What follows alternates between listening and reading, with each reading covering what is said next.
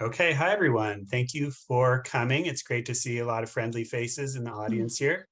My name is Mike Sandler. I'm the chair of the board of trustees of Feasta, the Foundation for the Economics of Sustainability.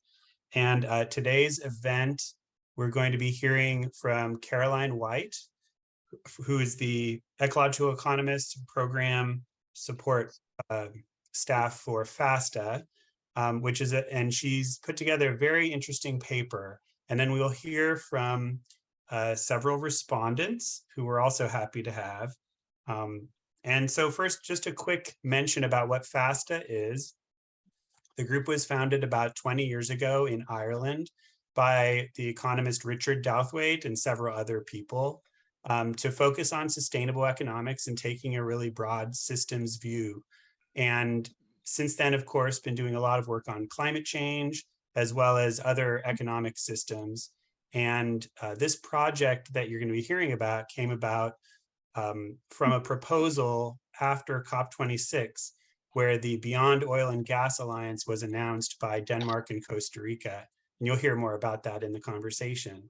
But we'd also like to hear from three other panelists that we've invited to speak, including Laura Bannister, who is the campaign director from World Basic Income.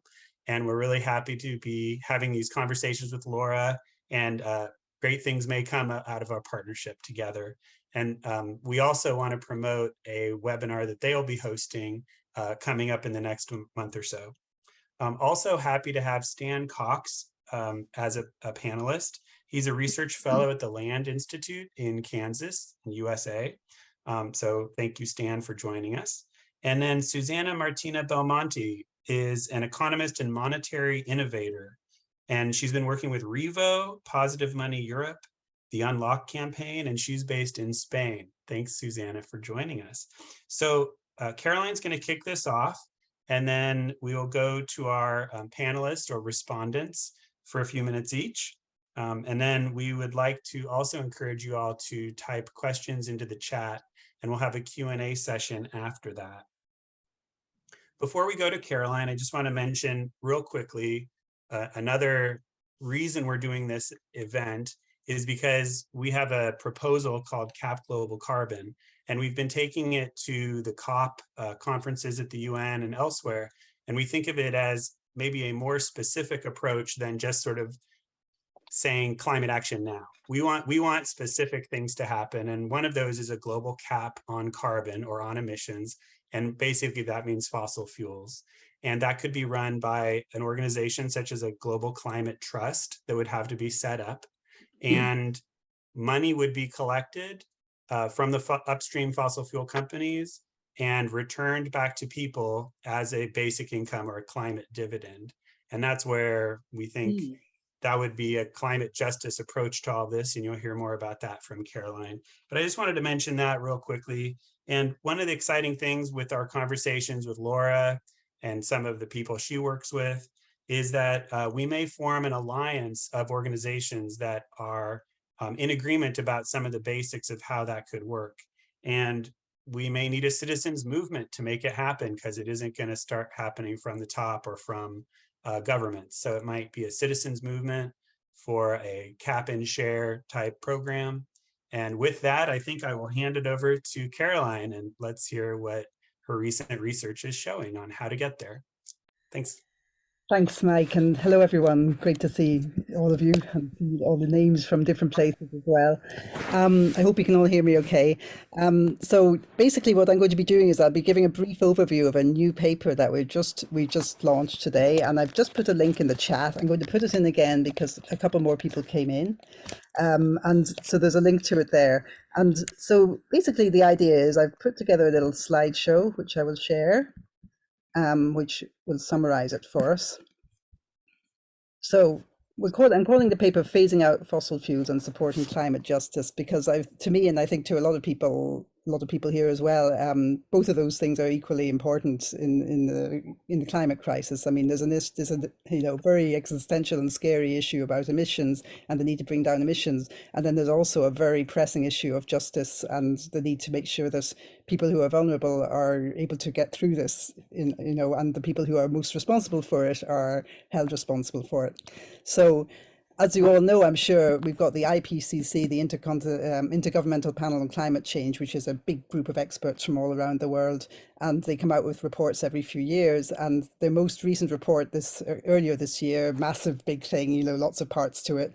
There was a lot of mention of sufficiency for the first time, as far as I know. There was quite an emphasis on sufficiency, and the idea behind sufficiency is that we want to have a future economy where we are able to exist within planetary boundaries, but make sure that everybody has their needs met as well. And it's a somewhat different outlook, or quite different in some ways, from the more sort of traditional economic outlook of expansionism, where you're basically trying to consume more, extract more resources, and use that as a way to meet people's needs. So there's basically it's a different way of looking at things, and it's challenging in some ways.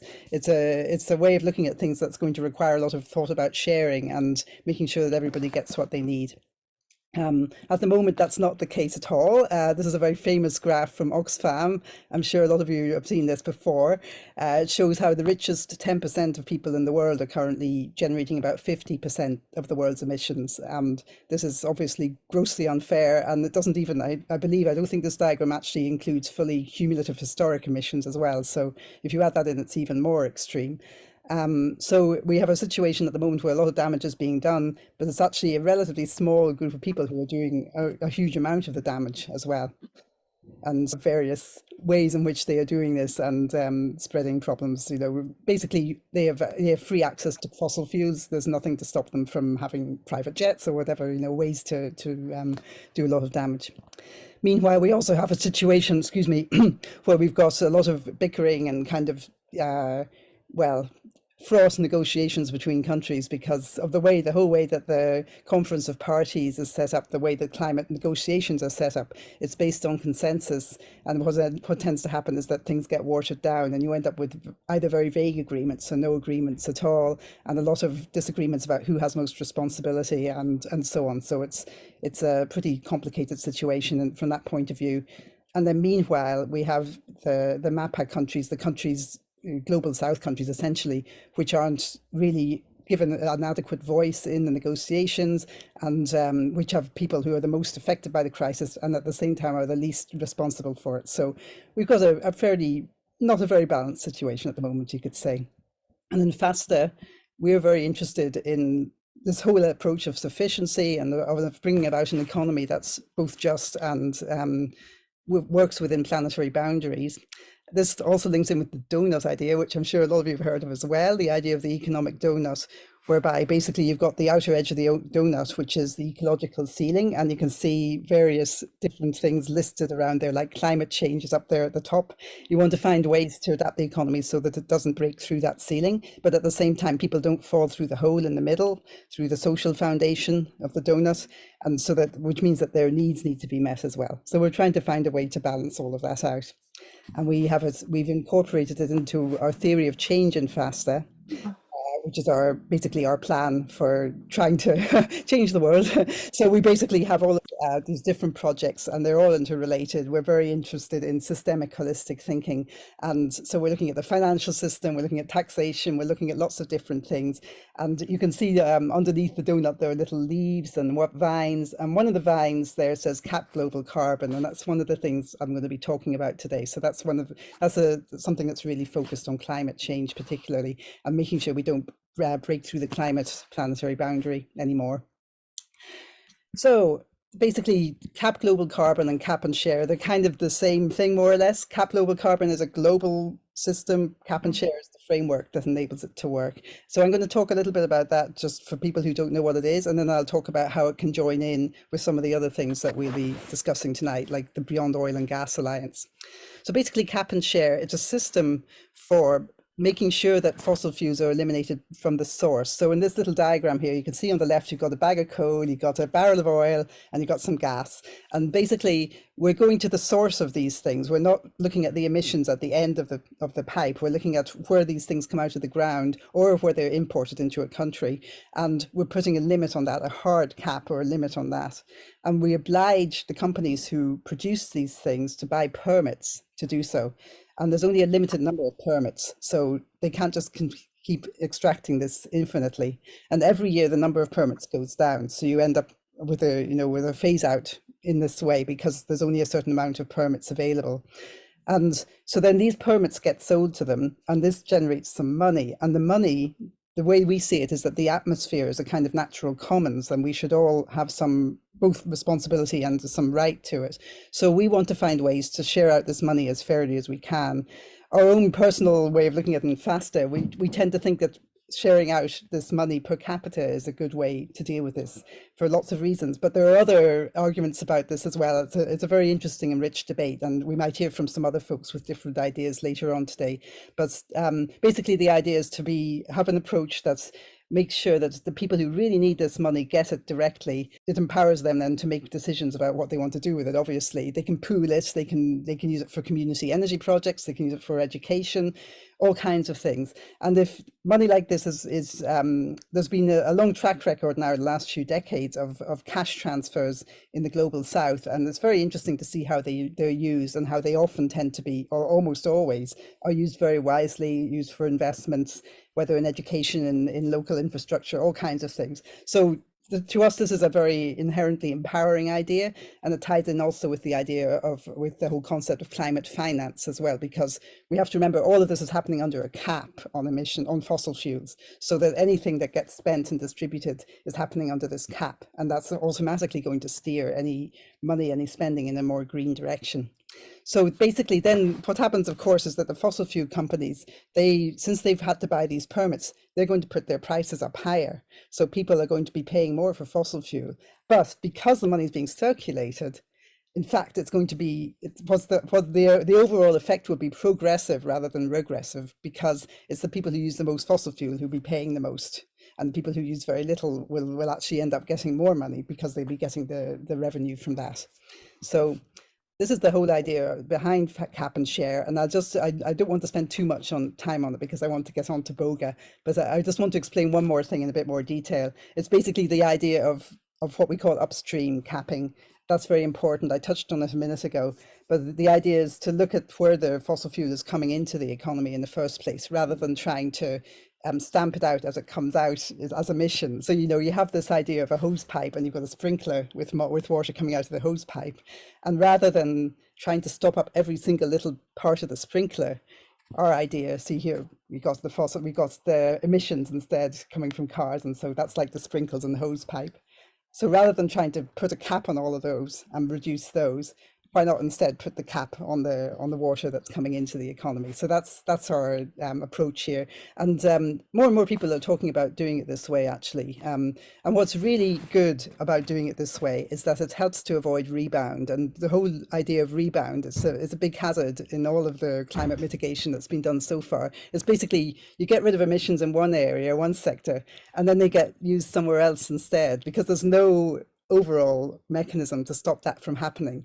And it happens in all kinds of ways. It happens in different sectors of the economy. It also happens in the sense of income, in the sense that if you put up the price of carbon without any cap or any limit on the supply of fossil fuel, and poorer people aren't able to buy as much, and okay, maybe emissions go down for them, but richer people are still able to use emissions. So that's another form of rebound as well. So we're really looking at ways to try and address this in as systemic a way as possible from the source. So that's why we're so focused on upstream, what we call upstream, turning off the tap, turning off the supply, and not only using price to try and control the amount of fossil fuel that comes into the economy, but actually looking at quantity itself as well.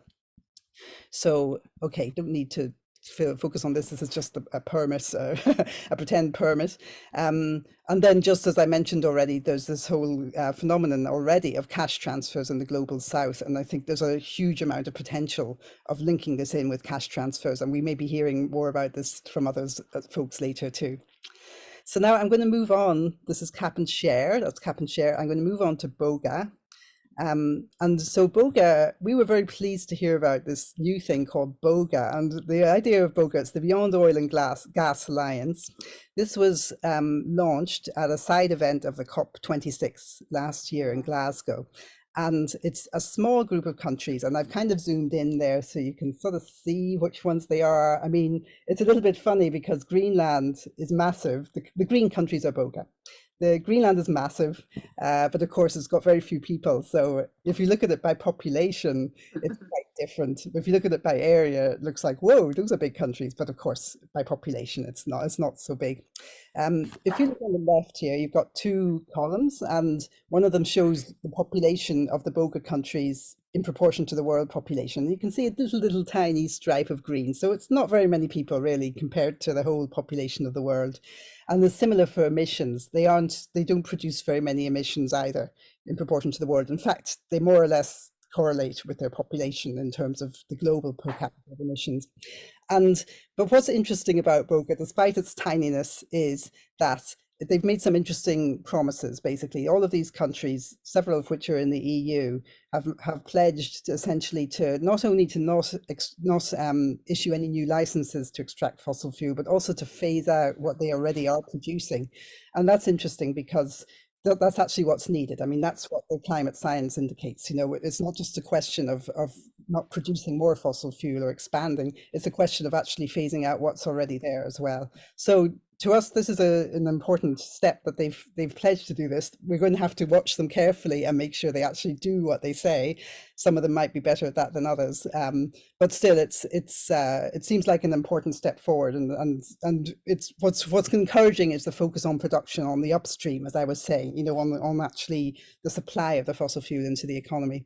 So that's, you know, that seems like a good thing. But as I've already said, it's, you know, we look at the whole world, we're not talking about a lot of people or even a lot of land, really. And also, if you think about BOGA, even in the name itself, you can see that there are some limitations there.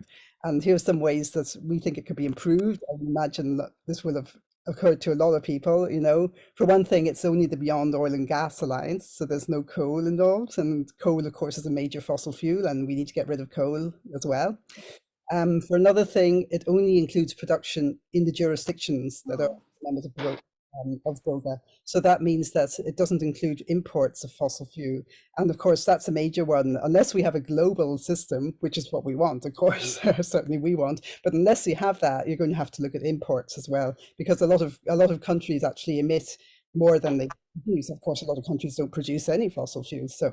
So we're going to have to look at that. And in the case of the BOGA countries, in fact, the only real significant producer of fossil fuel at the moment is Denmark. So there are various ways. Obviously, as we've already said, it's very small. It needs to be expanded. I'm going to be talking in a minute about the idea of expanding it so it includes the EU 27. And I'm also going to be arguing that it would be good to bring in some global South partners. And I'll talk about that in a little more detail in a minute. On a more sort of general level, it would be excellent if BOGA included some very structural, systematic support for climate justice, including climate finance, you know, in other words, money that's going directly to help people with climate change mitigation and adaptation. So all of those things are really important. And so what we're proposing here are ways to try and bring these strands together. And it's very much, we're very conscious this is a thought experiment, you know, this is not, there are all kinds of political realities. We know things are complicated on the ground, but we also think that it's very important to have a vision and a dream of where you want to go and some kind of plan for how to get there. And it's not going to be a perfect plan. There's going to be things that we might need to change and so on. There'll be details that need to be adjusted, but still just to have a way to get to this global system where we can phase out fossil fuel and there's no rebound and it's done in a fair way. So those are our goals here. So as a first step, we thought maybe we could expand BOGA, as you know, say we're in charge of BOGA, we can expand BOGA and we can make it join forces with the EU 27, in other words, the 27 member states of the EU. Some of them are already in BOGA, a couple. And the idea here is it's partly to do with trade agreements and so on. And the fact that the European Union already has, it's got various emissions reduction policies in place. In Feasta, we've argued for years and years, ever since the emissions trading scheme in the EU was started, which is ages ago now. We've always thought there were big problems with it because, excuse me, because, you know, it's very much a downstream system. Well, I mean, they're changing some bit now, but it's still basically a downstream system. It focuses on emissions.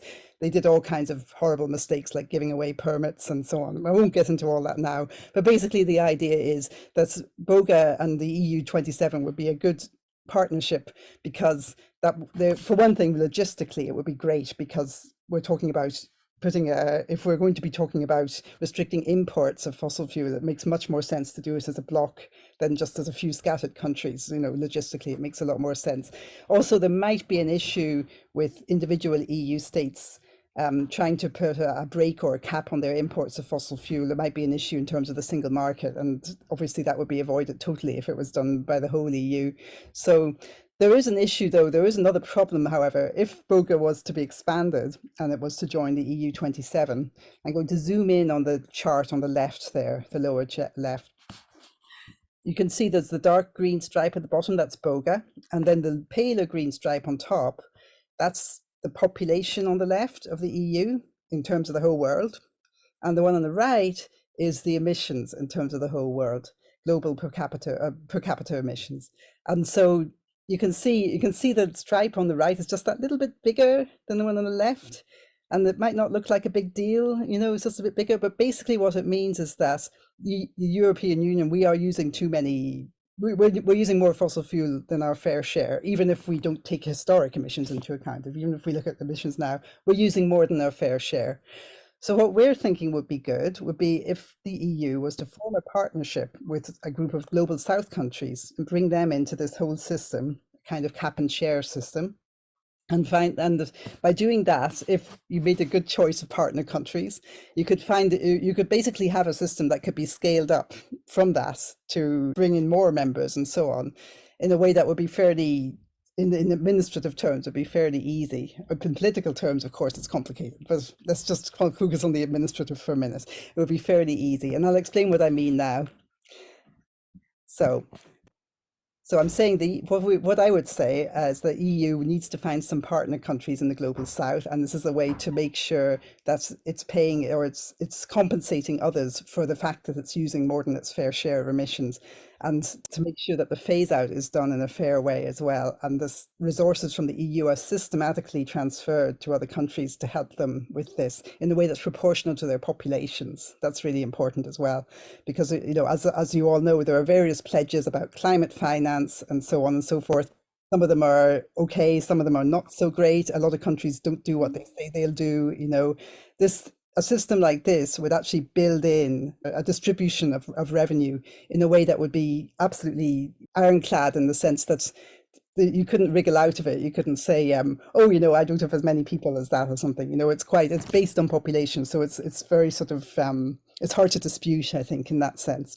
So basically what I did was I did a little bit of number crunching, looking at per capita emissions in other countries. And I came out with this little idea here. Now, obviously, there are other ways this could be done. These countries aren't the only countries that could be involved. But I quite like this because here we've got Brazil. We've got some of the South American countries further south, Chile, we've got Mexico, we've got South Africa. So we've got some fairly significant global south countries there. And I also have included some of the more sort of peripheral EU, around the EU countries, like some of the former Yugoslav states. I put the UK in, that was before Liz Truss was chosen as Prime Minister, so I don't know what's going to happen there, but anyway, I did put it in. We'll see.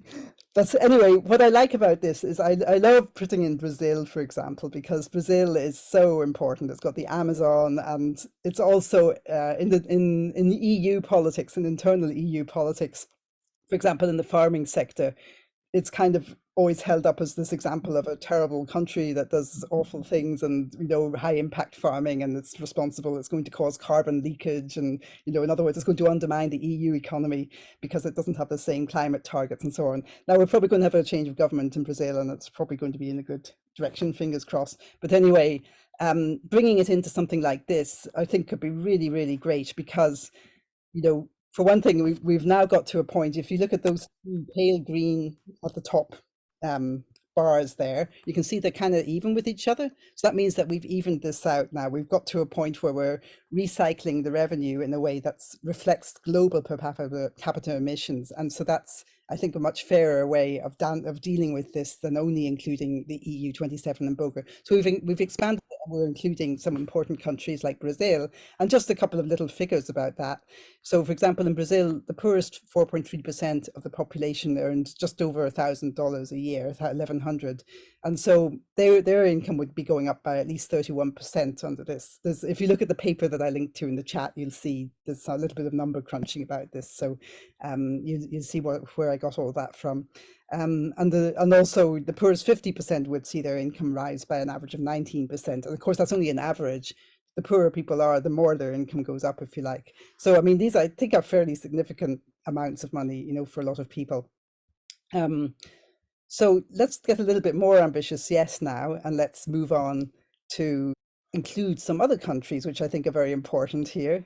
So as I'm sure everyone here knows, I already touched on it earlier, the countries that have the worst impacts of climate change are very often the poorest countries and the ones which are least responsible for climate change. And I think there'd be a lot of poetic justice, and I think just general justice in making sure that these countries are well compensated. And if the kind of ideal partners for these countries are the very high greenhouse gas emitting industrialized countries. So here I've done another little extension to our thought experiment, and I've included North America, which has massive emissions per capita, as I'm sure you know. So all of these countries that are in blue, I'm proposing that they would all come into this partnership together.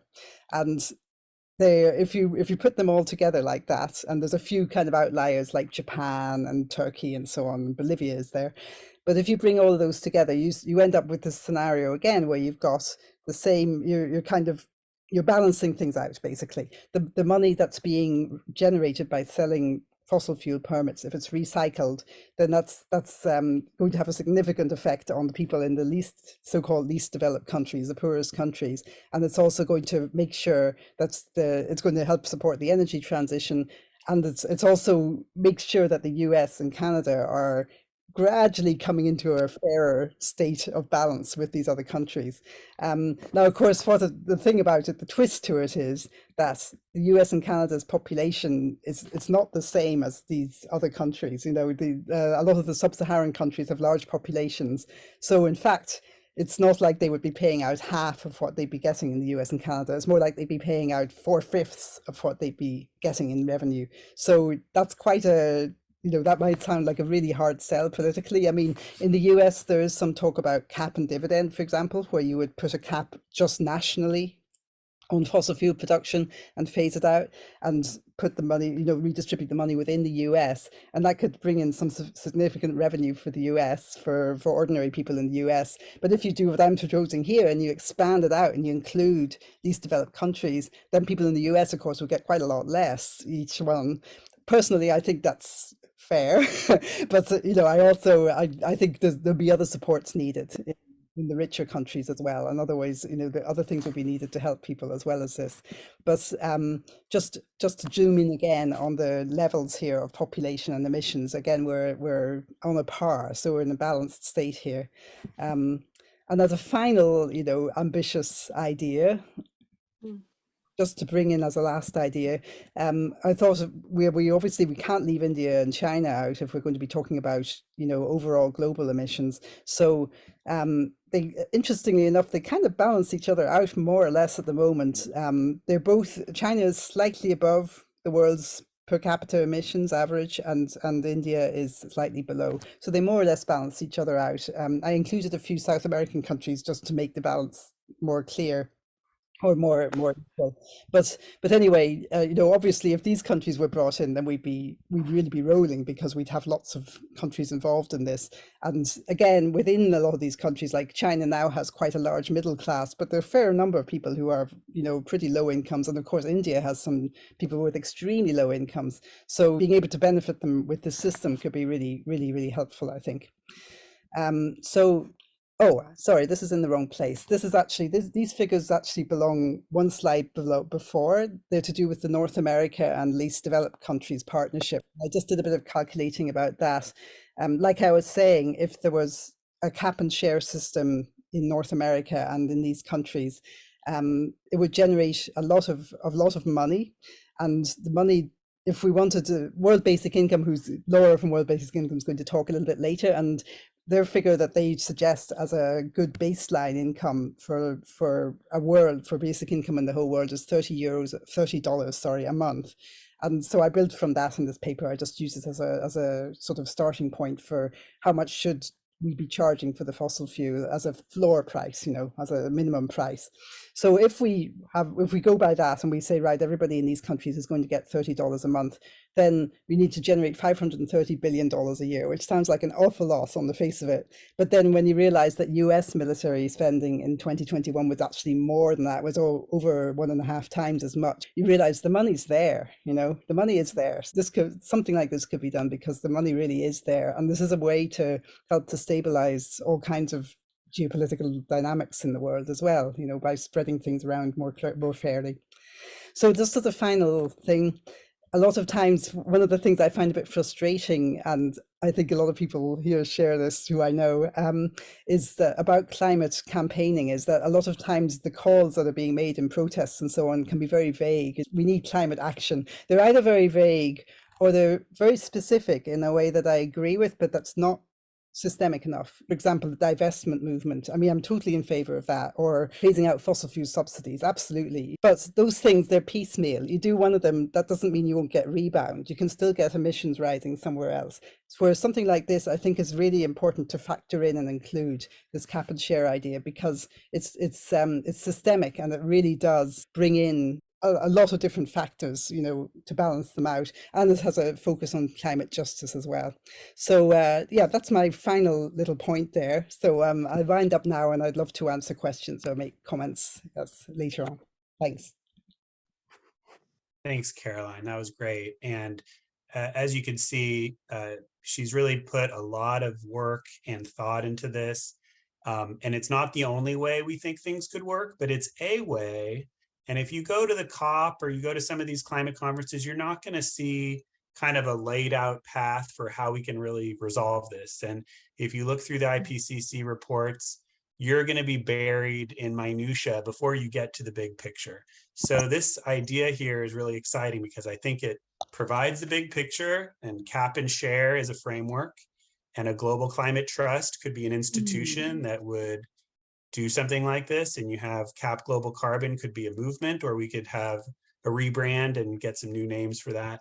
But anyway, we would like to propose, you know, these ideas are out there now in the world, and the paper's online. I encourage you to check it out. And I think at this point, I'd like to just turn it over to Laura. It's for your responses, maybe your ideas of how to approach these topics. And we've been really happy, you know, talking with you over the past couple months, and excited about what World Basic Income's up to. So I'll turn it over to you. Thanks very much, Mike, and thanks, Caroline. Yeah, so we have been we've got so much from working with Feasta on this. Our work on carbon cap and dividend was originally inspired by Feasta and by Caroline's work. As you know, Caroline, you came and spoke at our conference way back in 2017, which feels like a long time ago now. And cap and share I'd come across even before that, which I hadn't at the time realized was traced back to you guys as well. You know, and I'd always thought it was a brilliant, it was just such a brilliant solution to climate change and bringing in climate justice and global justice too. I think that, you know, the really big innovations that are in this model are that, first of all, like you say, it's a whole system approach. There's not really any other solutions out there that I know of that attempt to sort of actually fully address climate change directly. You know, everything addresses an element of it, but nothing else is really working to try and actually halt fossil fuels in a meaningful way. There's the Fossil Fuel Non-Proliferation Treaty, which I think is a good step. This is in a way of operationalizing a demand like that.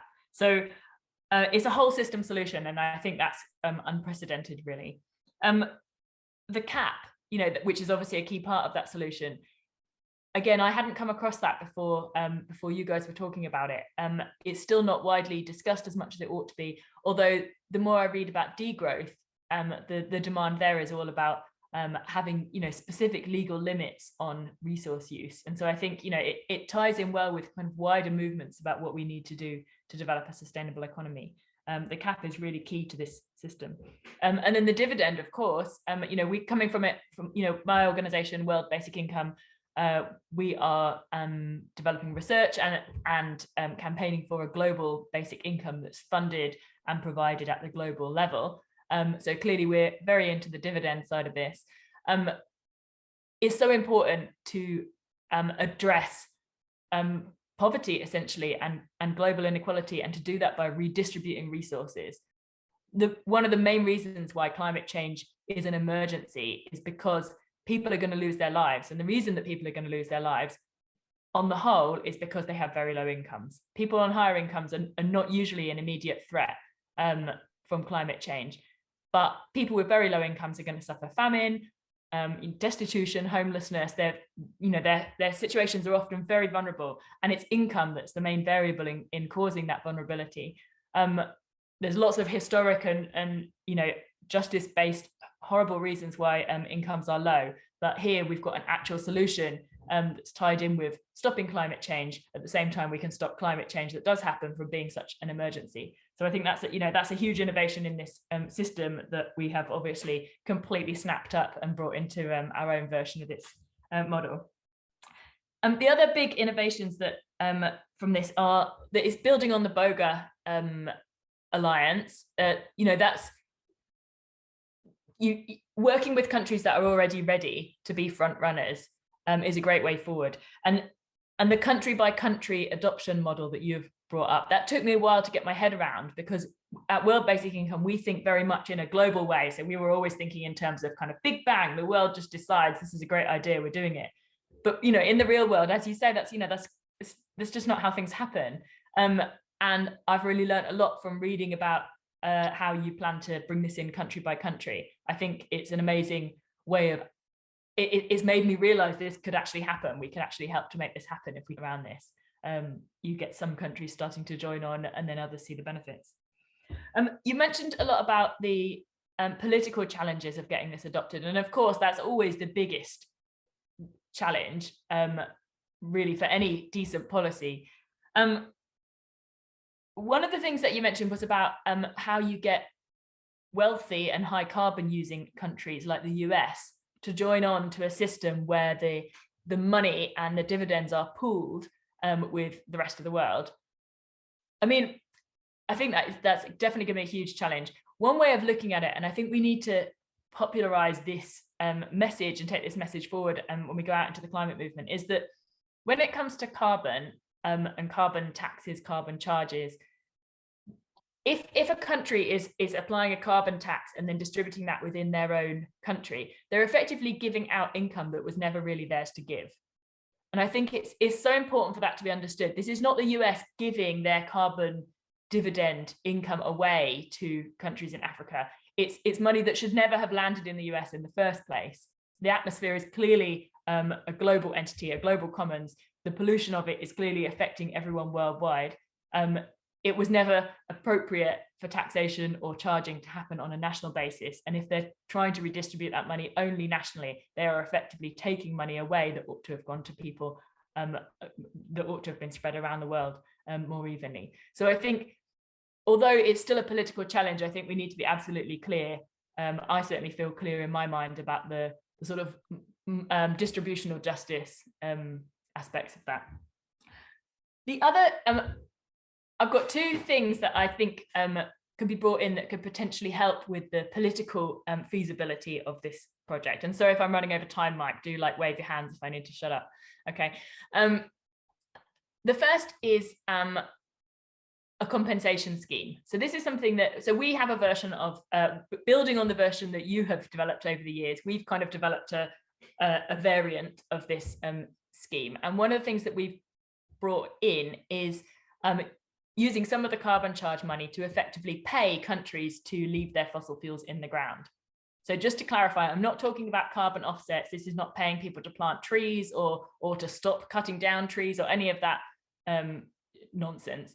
It's about paying countries to leave fossil fuels in the ground. We've modeled that. I've done a huge amount of spreadsheets on ours. In our model, I should say, we're talking about a higher carbon charge than in yours. But we were ending up finding that the the compensation package could cost less than 10% of the total carbon charge take.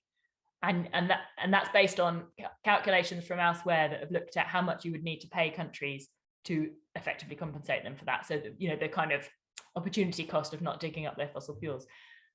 That seems paying less than 10% of the total carbon charge money for a compensation scheme that could be the difference between hardly any countries joining on with this and lots of countries joining on with this. Seems to me a price worth paying. So I wonder if it's something that would be of interest in this model. The other addition that we've talked about, but I still think it's worth mentioning, is in the model that you're talking about at the moment, the dividends that come from the carbon charge would tail off as fossil fuel extraction tailed off, and therefore that also presents a political challenge to the scheme, because people, it's going to be very difficult if you've had a dividend that's ended poverty in your country, but that dividend's going to tail off because you're having to stop fossil fuel extraction. That's a very difficult ask to potentially return to poverty because fossil fuel extraction has to end. In the model that we've built, there is instead the money from the carbon charges is put in an investment fund, and then it is only the investment income from that fund, excuse me, that's distributed as dividends. The numbers of doing that, how it affects the dividends is surprisingly non-problematic. We found that the dividends actually quite quickly catch up with what they would have been and then exceed what they would have been if the money's directly distributed. It also provides an enormous fund that in our model is invested in building the Green New Deal, building the alternative to fossil fuels. So, because of that investment fund, and also because the dividends are going to be permanent, it sort of helps with the current political challenge and avoids a future one. So, I'm so keen on these schemes. I'm just determined to get the kind of political feasibility nailed, because, we really want to make this happen and as soon as possible. And we're really enjoying working with you on it. So, thanks again. Thanks, Laura. That's so great. Always learning new things. And I feel like, oh, I know all this stuff already. And then I'm like, oh, wait, I didn't think of that. So it's just so great to hear your comments on it. We really appreciate your being part of it today. And so now I'd like to turn to Stan Cox. Stan, are you there on my screen? Or I think maybe yes. You're here. Okay, great. Yeah. I'm going to just hand it over to you for your thoughts of what you heard and anything else that may come to mind. Thanks. Yeah, thanks, Mike. I join Laura in praising this system. It's really exciting to see this. I've been hoping to see somebody tackle this you go first, no, you go first problem. And so this is a quite ingenious way of doing that, because when I am talking about a declining cap on oil, gas, and coal in this country, that's always the first thing somebody says. Well, we're just one country, and China's going to keep emitting, and so what's the point? And so this is really really exciting to see it, and one that, like what my colleague Larry Edwards and I have been saying, it's got to be and that's what we've got here. I think one thing that it's outside the scope of what you're trying to do here, but that I think is another issue that will have to be tackled, is the possibility, and I think the very high probability, that the buildup of alternative energy sources, renewable energy, et cetera, is not going to be able to keep pace with the required reduction in fossil fuel use, especially what the IPCC and UN emissions gap report, et cetera, but the rate at which they're saying now, because we've delayed too long, how fast emissions have to go down. Fossil fuels will definitely have to go down at least that rate, because there's such a big part of emissions. And we could then, if we stick to the required schedule to keep warming below 1.5 degrees or 2, or even 2.5 degrees, it's going to mean less total energy available in countries. And Laura talked about some of the adaptations that will be required with these cap and share with this program, but yeah, about the economic adaptations, but I'm pretty sure that we'll also need to have fair shares methods of dealing with energy shortage. And rationing, fair shares rationing is often misunderstood as a demand side attempt to reduce consumption, when it should be, and the way it's been used in wartime, et cetera. And in fact, the way in the tradable energy quotas system, also the way it's used is as an adaptation to an existing self-imposed, in this case, self-imposed shortage. Because if we are reducing the quantity of fossil fuels and it's not being fully replaced by alternative energy, and this will be especially acute in agriculture, manufacturing, freight hauling, and that kind of thing, then the price of the fossil fuels is obviously going to increase dramatically, and probably would require price controls. Yeah, but you have price controls that actually increases the demand, so that demand and supply are even more out of whack. And that's where fair shares rationing system, like the one that's in tradable energy quotas, or like the one that Larry and I recommended in this, what we call cap and adapt system, is would probably be required now. But see, that's clearly something that countries would need to handle internally, so it wouldn't be, I assume, part of an international agreement, both to have things like universal basic income, universal basic services, and to take care of people's economic needs in what could be a shrinking economy, but also to have a system to ensure access to adequate amount of energy. And then finally, I guess I've seen it as a model. Having the rationing system look something like what we had in the United States during World War II. There was rationing in UK and other countries. And in our case, there were same rules applied to everybody, the same quantity of gasoline per household, et cetera.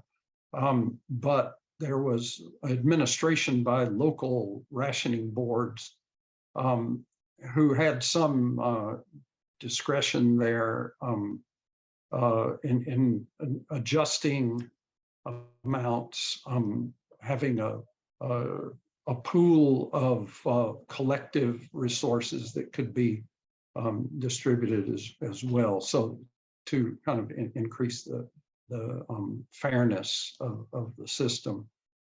So none of that is suggestions for altering this plan, but I think it's things when people ask, well, how are we going to deal with having a world in which fossil fuels are going away? I think both the economic and the energy that fairness is going to be need to be dealt with. Thank you, Stan. This is excellent. It was really interesting to hear. And I did notice when we were first talking a few months ago that you're coming at the same issues from a slightly different angle, but I think we have a really good shared vision. I mentioned this to Laura, like that Venn diagram with the overlapping circles. And I think we really appreciate your input on that. And we look forward to continuing that conversation and finding out where it'll take us. And just a couple of things off of what you were saying. I know rationing has a bad rap, right? Of course, people think, oh, limits. We can't have limits. We need everything infinity. But I'm thinking, on the downslope, we find ourselves on the downslope, I think, that rationing may allow us to make that transition from scarcity to abundance for almost everyone, not the 1% in the private jets, but almost everyone else will be able to get a certain level of abundance. And maybe it's just universal basic services, like you said, or other kinds of things that could be a better life. So I'm hoping it won't be rationing in a restrictive sense, but rationing in a abundance sense. Yeah. That's really great. Well, thanks again. And I would like to now move over to Susanna. And are you there? There you are. Great. Yes, and, I and am. for folks who are doing Zoom on their own computers, you click view and then do speaker view, and that should do what you need to do. Okay, great. Well, take it away, Susanna. Thanks. All right. Well, thank you very much for having me in this very interesting conversation. I'm talking to you from Spain, where it's almost dinner time, 9 o'clock. And we are Revo, Sustainable Prosperity. We are a think tank here in Spain, in Barcelona. And we've been overviewing and reporting on these systems of cap emissions, because we think that this is precisely, for all the reasons that have been exposed to here so far, the only way to really face the problem of climate change.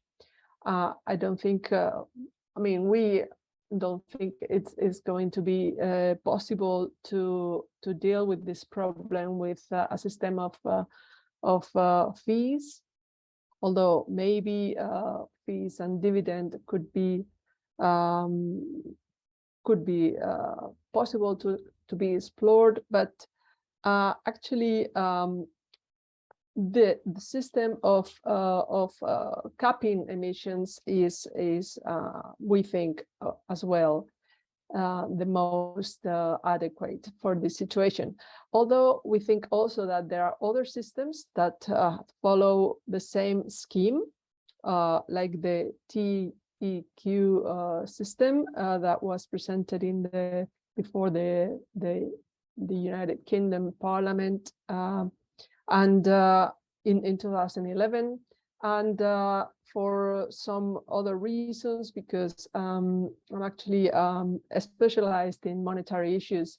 I think that variations of that other scheme could also be applied.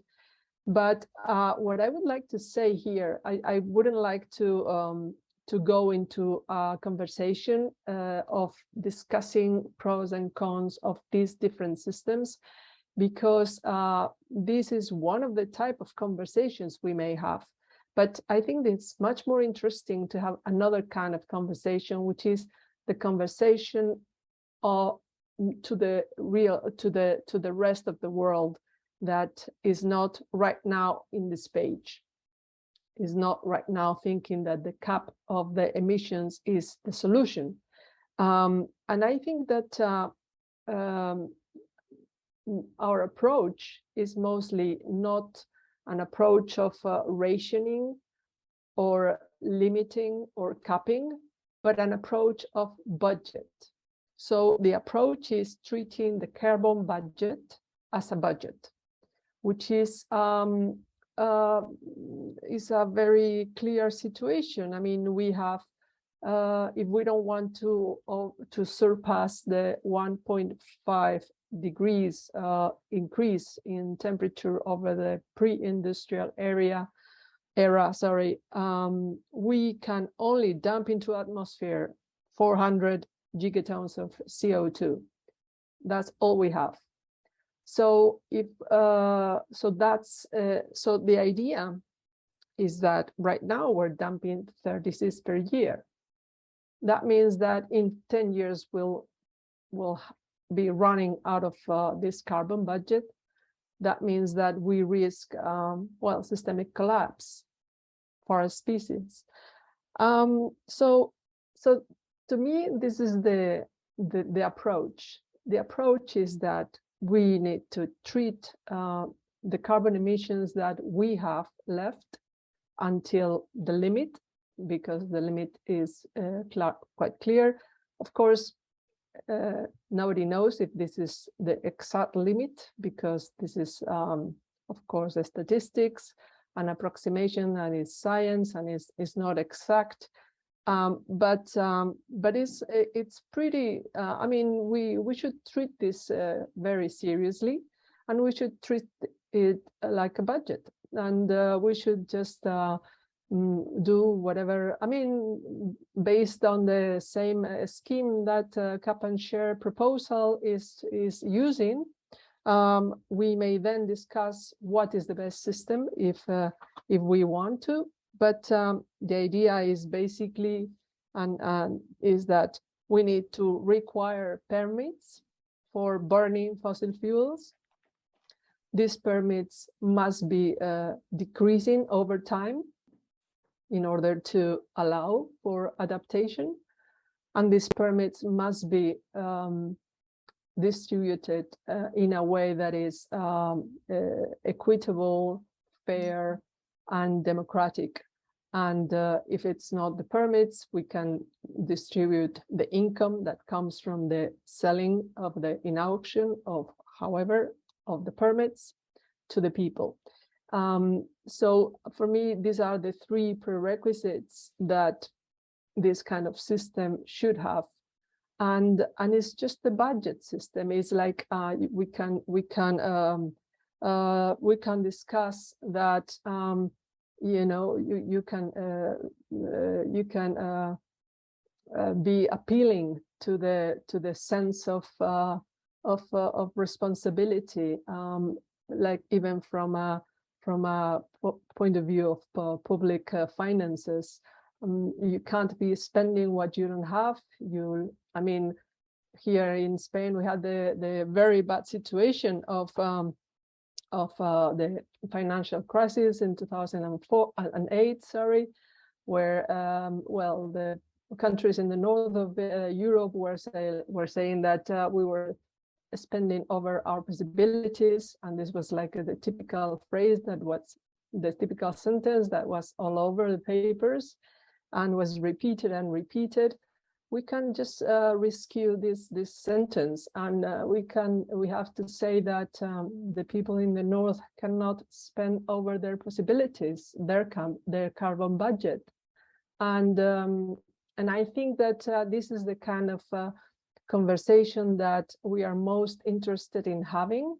This conversation of how we all the persons that are in this chat.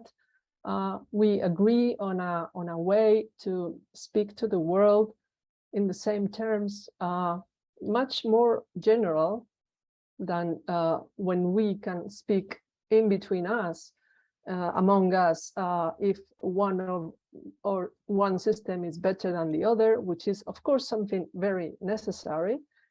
but the urgency of the situation in which we are, I think, requires that we start having this conversation about how we are going to address the rest of the world, about the need of treating the carbon budget as a budget. That's all. Thank you very much.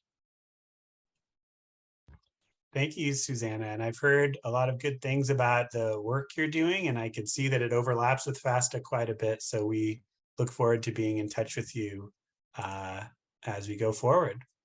I think there were a couple questions in the chat about TEQs, and I know Susanna is pretty knowledgeable about that. So TEQs is a tradable emissions quota that was presented in the UK Parliament. It's a more of a downstream approach, meaning the cap is set, but the actual way it is enforced is through products at stores and things like that, I believe. Would anyone, one of our panelists or anyone, be able to discuss TEQs and how it might relate to what we were talking about in an upstream cap and share, cap and dividend model? Just to give a little more information to the audience on TEQs. Are you asking me to do it, or would you be able to do that? Just, I think you mentioned it a little bit, but I just, yeah. it I sort mean, of came up in the chat. Well, if somebody wants to explain it, I'll be happy about that, because I haven't spoken already a lot. But yeah, if you want me to do it, the system is different from cap and share in that what you distribute among the people is not the money that comes out of selling the permits, but it's the permits itself. At least that's for the for one part of the permits, because and is the permits that are meant to be used to pay for energy bills directly. So that's one part of the permits. The other part is distributed like you could say a downstream way to the companies that need the permits to pollute. I mean to burn the fossil fuels and to use it for production purposes. So what I mean, yeah, that's the basic difference. That what you distribute, and I would personally be much more in favor of a scheme in which you distribute all the permits, and everybody has their own permit, and the permit is worth whatever it is worth at each moment, and then you can of course sell it if you need to, or if you want to, or if you are downsizing in carbon, in fossil fuels quicker than anybody else, you can also sell it. And I think, well, whatever. I mean, it's as I said, this is a very interesting scheme as well. It's totally online. I mean, we in Revo have been producing, especially Neus, my colleague who is connected right now in this conference. She is very knowledgeable about all the different systems that there are, and we've been reporting these systems in our website, and as I said, the differences are relevant. I think it is very relevant to speak about this, but I think this is like the 1% of how relevant this thing is in general. I think the 99% of the relevance is to be able to put any of these systems in place immediately, as soon as possible. Okay, thank you. I would like to encourage anyone in the audience to type their questions in the chat, and we can get to that now. But I'll just pose one for Caroline or the panelists, whoever wants to jump in. And of course, it's about political feasibility, because I think we're going to hear that often. And I wanted to make it one comment, which was, and I wrote a blog about this on the Feasta website recently. what was sort of politically feasible a couple years ago may have changed more recently. And the war in Ukraine has gotten politicians talking about things, interventions into the energy market that I think were unheard of for 20 or 30 years. So they're looking at doing a price cap on Russian oil, and that those words are not that different from a quantity cap on global fossil fuels. It's not that different. So, I mean, it's different. It's plenty different, but things are becoming maybe a little bit more, the conversation's going in more of a direction away from the free market. So I just wanted to say, if anyone wants to comment on that at all, or any of your own, what you've been reading or seeing out in the world.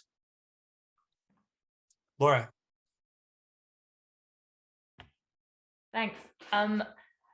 Yeah, one thing that I have wondered about the current energy price crisis, and I don't know how it's rolling in the countries that everybody here is in, but here we have had our kind of home energy prices have just rocketed.